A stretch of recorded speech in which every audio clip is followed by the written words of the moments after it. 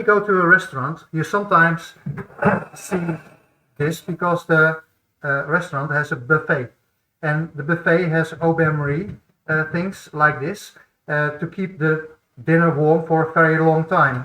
The water is heated by gel burners like this one, and to make a gel burner you need a gel, of course, and you need something that's burnable, flammable. In this case, alcohol is used, and to make the gel you need a material like calcium acetate.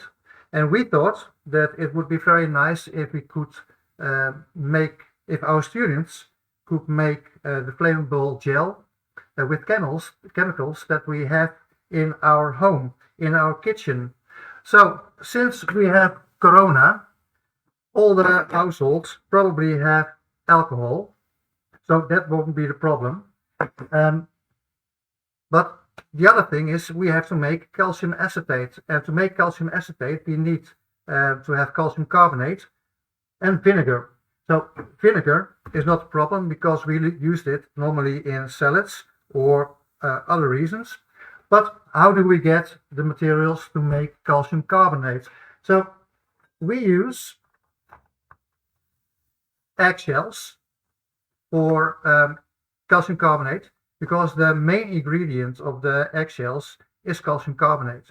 So our students and we collected eggshells and grinded them, powdered them, crushed them till a powder, and this is the powder.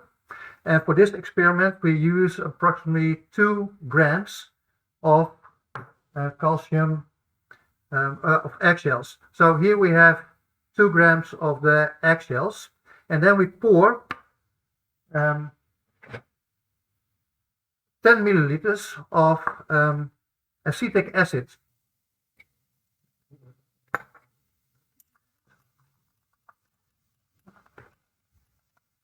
So you can see that a foam is forming, and this indicates that the reaction has started. In the Netherlands we have 2 types of vinegar, 4% acetic acid, which you use for salads, and 10% acetic acid, which you use to remove weeds. So at this point I have used the 10% mixture because the reaction then goes faster. So now the calcium carbonate from the eggshells react with the acetic acid, and this produces calcium acetate and carbon dioxide, and the carbon dioxide forms the foam. So you can see now that the foam formation has stopped, and this indicates that the reaction has stopped. So this means that one of the starting materials has completely reacted. So now we have a mixture of eggshells and a fluid which contains calcium acetate, and we have to separate it. And we can separate this by filtration. So we have to use a filter, and we can filtrate this part. So I have already done that because in the first place it takes very long to do this filtration, and 2, it's very boring to watch at a filtration. So I will show you the result of the filtration. So here you can see the leftovers from the eggshells, and here you can see the solution of calcium acetate. The next step is to heat up the calcium acetate, and we use a burner for it.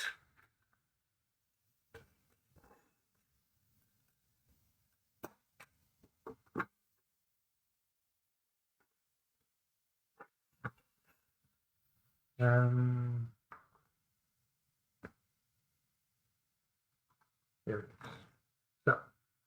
So, and I think now the question comes: how does this affect the concentration of calcium acetate in the calcium acetate solution? So, if you want to answer this, please answer the question, and then I will check the answers. So in the meanwhile, I will continue heating up my mixture. You can see that the fluid is boiling now. So some of the water evaporates now.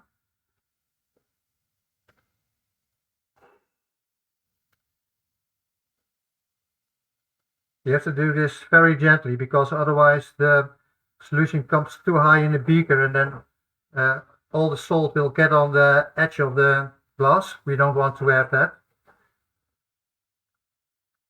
So if you do this experiment in your classroom, you have to evaporate almost 50% of the volume, of the starting volume.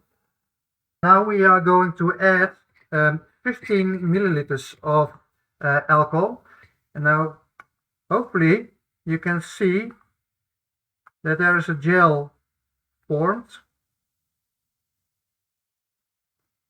So you can see there's some of the alcohol is still there, but there's also a big amount of gel. Of course, we have to test the gel.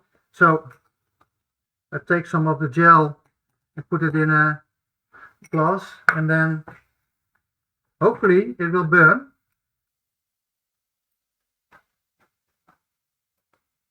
And there it is, very nice. Burns with a very blue flame.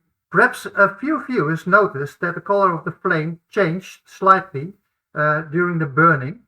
So the fun thing about this reaction is that when the alcohol was burnt, some calcium acetate decomposes, and then the reaction product will be acetone. And acetone is also a very flammable chemical. So instead of one burning material, we have two materials that burn.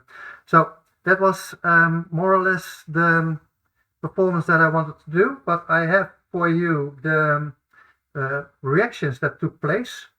Here you can see the different reactions that took place.